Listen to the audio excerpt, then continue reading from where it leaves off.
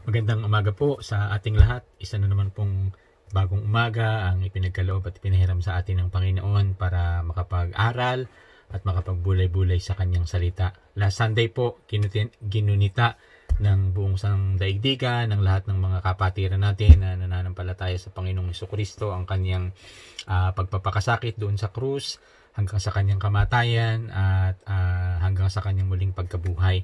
And in relation and in connection po dyan sa paksa na yan, dahil pinag-usapan yung pagkamatay nga ng Panginoong Jesucristo, I was reminded by the Lord na maganda sigurong pag-usapan din natin itong patungkol sa kamatayan, hindi ng Panginoong Jesucristo, kung hindi ng bawat isa po sa atin. Lalong-lalo na ngayon na nasa kalagitnaan po tayo ng pandemic at ang mga naapektuhan po ng coronavirus ay lumagpas na ng 1 milyon sa buong daigdig at ang mga namatay na ay lumagpas na rin po sa bilang na 100,000. Kaya nakaka-alarm po na hindi lang basta magkakasakit yung magiging infected, naroon talaga yung malaking tsansa na mamatay ang sino man dahil nga po sa hindi pa discover ng vaccine para po dito. Pero ganun pa man, sa kabila ng katotohanan na yan, nais kong humugot po tayo ng kalakasan at humugot tayo ng pag-asa mula sa salita ng ating Panginoon na ibinigay niya sa atin nung nakalipas na maraming taon na nakakalimutan lang po ng marami dahil nga po sa pag-focus ng ating mga atensyon at pansin sa kung ano yung nandun sa ating harapan. So ngayong umaga, inaanyayahan ko po kayong lahat na samahan ako sa pag-aaral natin ng salita po ng ating Panginoong Jesucristo sa paksa na the new beginning of the end. Lahat tayo ay naniniwala na ang kamatayan ay magiging katapusan para sa lahat. Gayunman, ano ba ang sinasabi ng Biblia patungkol sa kamatayan? Ito nga ba ang katapusan o maaring maging pasimula ito ng bagong simulain pagkatapos ng ating kamatayan? So pag-aralan natin mula po sa banal na kasulatan, matatagpuan sa aklat po ng 2 Korinto, kabanatang 5, at pag-aralan po natin ng mga susunod na talata. Simulan ko po sa pagbasa, verse 1. For we know that if the earthly tent we live in is destroyed, we have a building from God, an eternal house in heaven, not built by human hands. Meanwhile we groan, longing to be clothed instead with our heavenly dwelling, because when we are clothed, we will not be found naked. For while we are in this tent, we groan and we are burdened, because we do not wish to be unclothed, but to be clothed instead with our heavenly dwelling, so that what is mortal may be swallowed up by life. Now the one who has fashioned us for this very purpose is God, who has given us the Spirit as a deposit, guaranteeing what is to come. Therefore, we are always confident and know that as long as we are at home in the body, we are away from the Lord. For we live by faith, not by sight. We are confident, I say, and would prefer to be away from the body and at home with the Lord. So we make it our goal to please Him, whether we are at home in the body or away from it. For we must all appear before the judgment seat of Christ, so that each of us may receive what is due us for the things done while in the body, whether good or bad. So ito po yung salita ng ating Panginoon na pagkukunan natin ngayon ng ating pag-aaral. Mahamon tayo ng salita po ito ng ating Panginoong Jesucristo. Sabi nila, of all the fears that plague the heart of men, none is greater than the fear of death. It is our greatest fear, the sum of all other fears. Bagamat ang iba, sinasabi nila hindi raw sila takot na mamatay, pero karamihan po sa mga tao sa buong daigdig, meron talagang nagtutumagong tatakot na yung mga matatanda nga po sa probinsya ayaw na pag-usapan ito dahil bagamat alam nilang darating, pero ayaw nilang harapin yung katotohanan dapat pag-usapan ito at paghandaan, lalo na dun sa mga tao sa Pilipinas, yung ating pangkaraniwang edad ay umaabot lamang ng hanggang 70. So hindi po katakataka na iwasan itong paksa na ito dahil sa ikli na nga ng panahon, instead na magulumihanan tayo, instead na mangamba sa pagdating ng kamatayan, let's enjoy yung remaining life na meron tayo, kaya ayaw itong pag-usapan. Pero ganun pa man, hindi dahil ayaw nating pag-usapan, hindi na ito darating. So we better prepare and discuss about it. We are all afraid to die. We are afraid of what will happen when we die. Kapag ka namatay ba ang isang tao, anong mangyayari? Di ba? The Bible is very clear na kapag ka namatay na tayo, iiwanan natin ito. Mawawala na tayo, makakalimutan na tayo ng mga taong kasama natin ngayong oras na to. James chapter 4 verse 14. Why? You do not even know what will happen tomorrow. What is your life? You're a mist that appears for a little while and then vanishes. Psalm 95 and 6. Yet you sweep people away in the sleep of death. They are like the new grass of the morning. In the morning it springs up new, but by evening it is dry and withered. So sabi nila, wala raw katiyakan dito sa daigdig maliban ng kamatayan. Ito talaga yung tiyak na darating. The statistics on death have not changed. Totoo po yun. 1 out of 1 person dies. Ito yung sabi ni George Bernard Shaw na ang ratio ng kamatayan 1:1. Talagang mamamatay ang lahat. Mamamatay at mamamatay tayo whether we like it or not. Yun lang ang hindi natin tiyak, kung sinong mauuna at sino ang susunod. Pero it does not change the fact na mamamatay ang lahat at kailangan po natin itong paghandaan. Sabi nila, there are approximately 56,600,000 deaths each year. Ganyan po karami ang namamatay sa buong mundo, 56 million. So pag dinivide yan, 4.7 million ang namamatay bawat buwan, 155,000 naman bawat araw, 6,500 ang namamatay bawat oras, 107 ang namamatay bawat minuto more or less, o isa o dalawa bawat segundo. So ganyan karami. At ngayon nga, sa iba't ibang bahagi ng mundo, masyadong alarming itong pagdating ng coronavirus, na marami po ang namatay na. Sa Pilipinas ay umaabot na po tayo ng sobra 200 sa humigit kumulang na 5,000 na infected. At sabi nila, pag hindi pa ito naagapan, marami pang tao ang madadamay at mamamatay. Kaya nga tayo ay pinapaalalahanan ng ating pong gobyerno na kung manatili, iwasan munang pumunta sa mga lugar na mga matatao, as much as possible to stay at home, to be safe. Dahil talagang hindi natin nakikita ang kalaban. Kaya nga po, kung gusto nating magtagal pa ng kaunti dito sa mundong ito, mag-ingat po tayo at makiisa, ingatan ng ating mga physical na pangangatawan.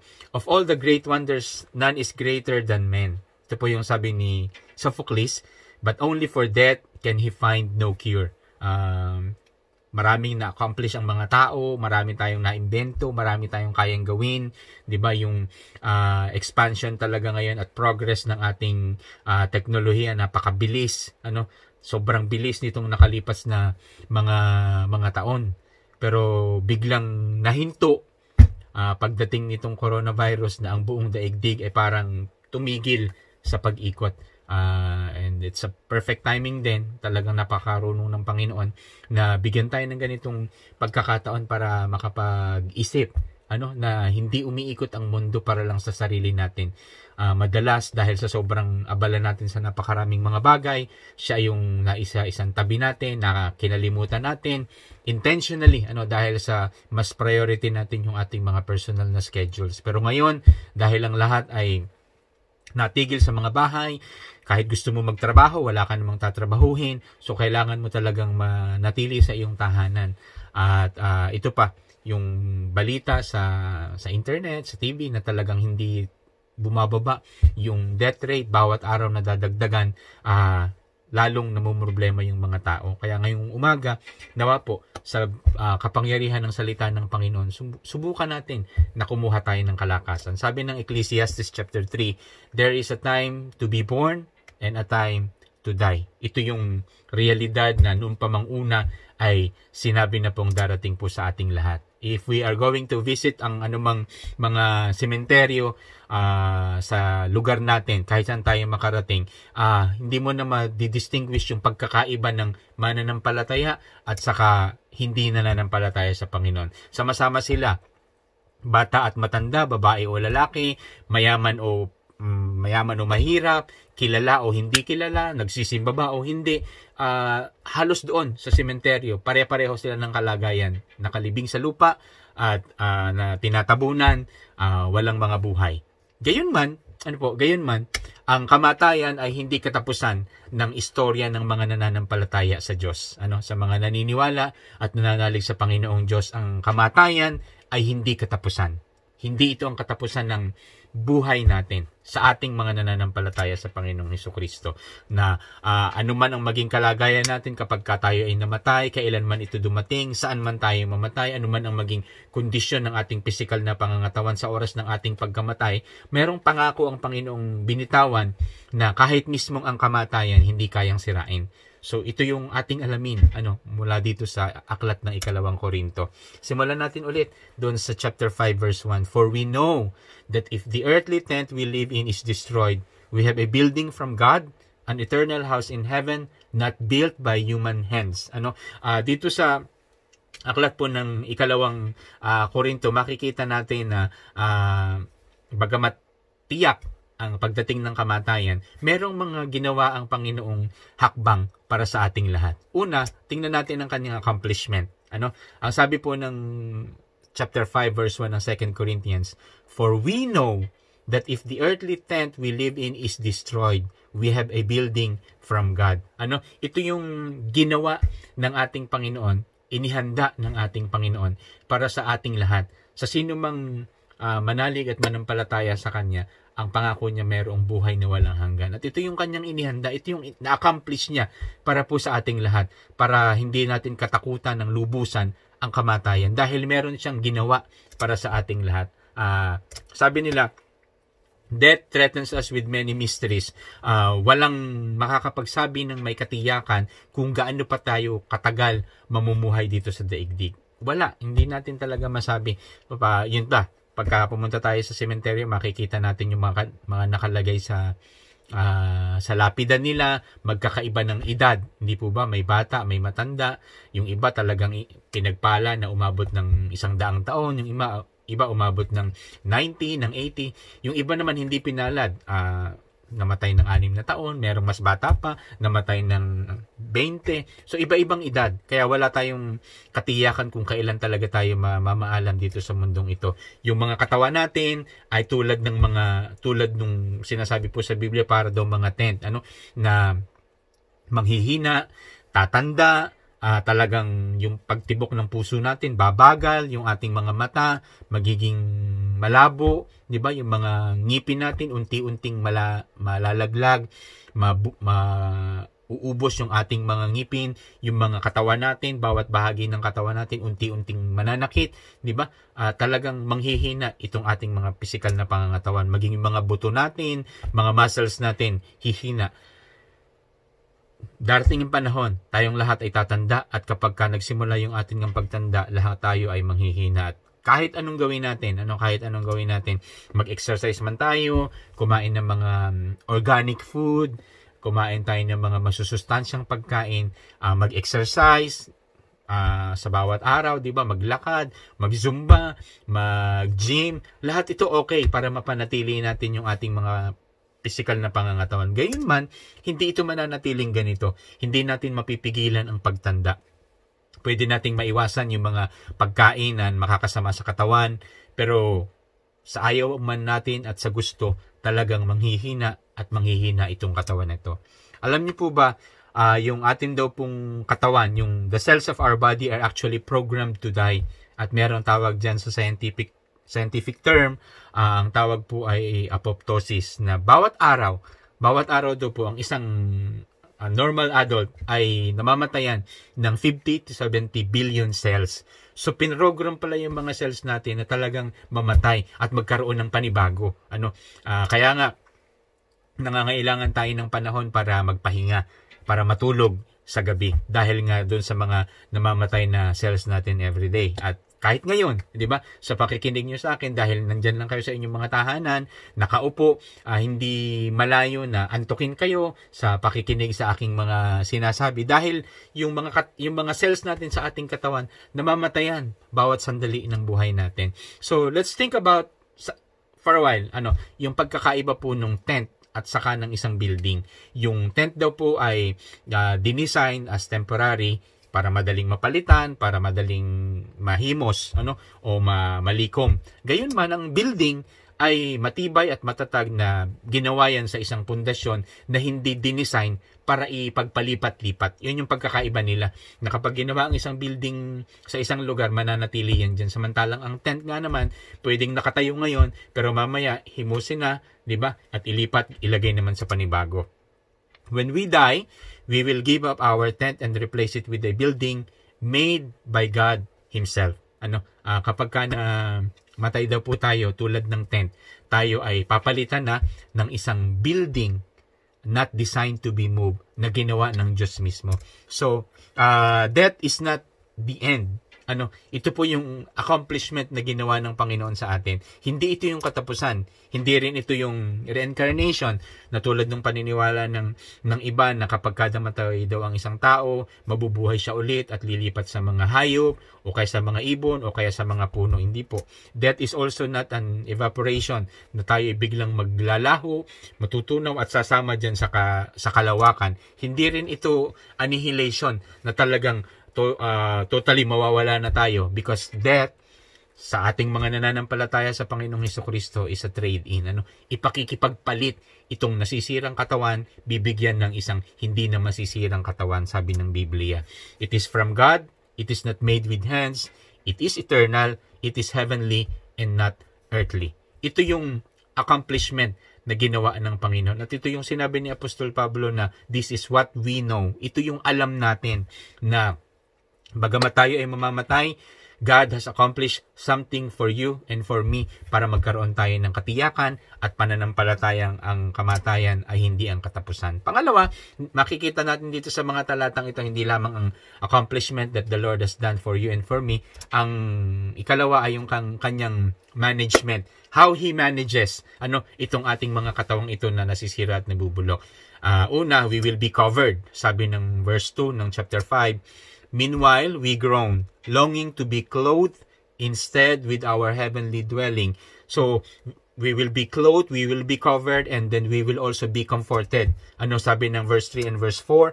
Because when we are clothed, we will not be found naked. For while we are in this tent, we groan and are burdened, because we do not wish to be unclothed, but to be clothed instead with our heavenly dwelling, so that what is mortal may be swallowed up by life.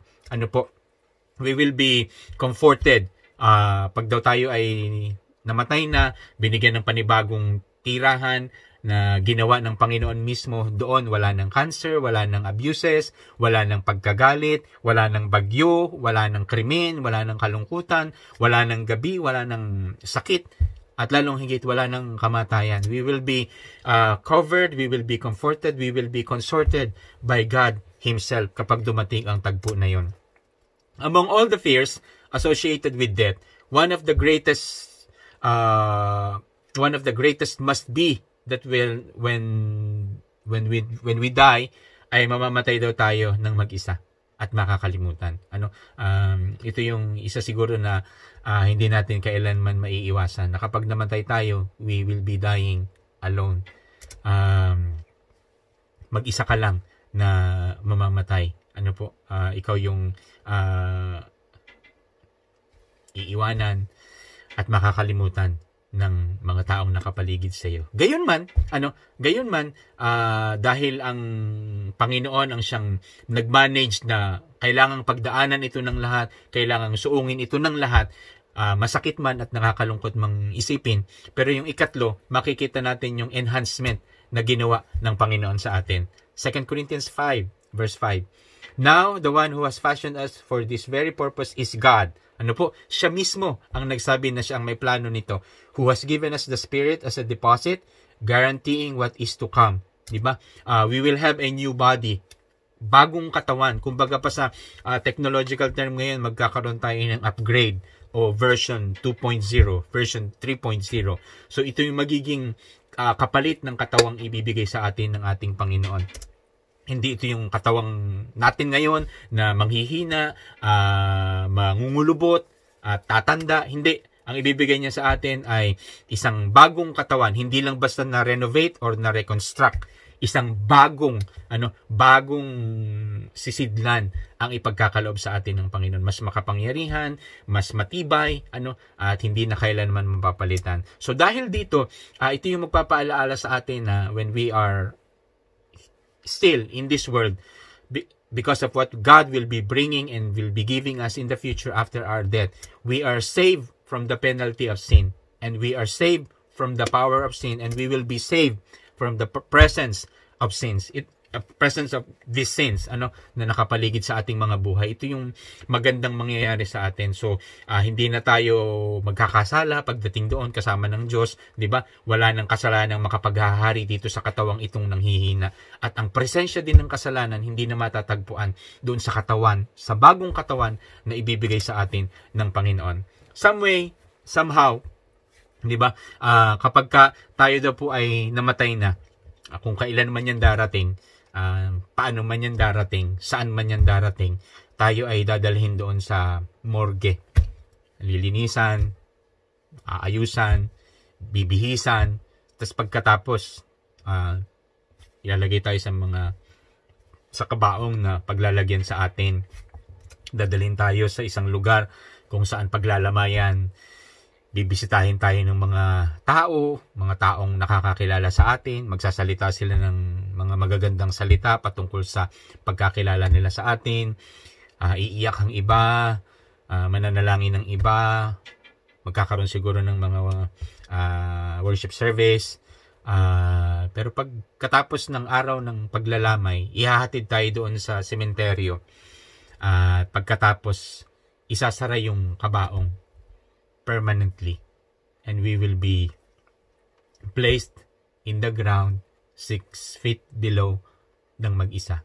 Ito yung medyo malungkot na pangyayaring dadaanan po nating lahat. Susuungin nating lahat.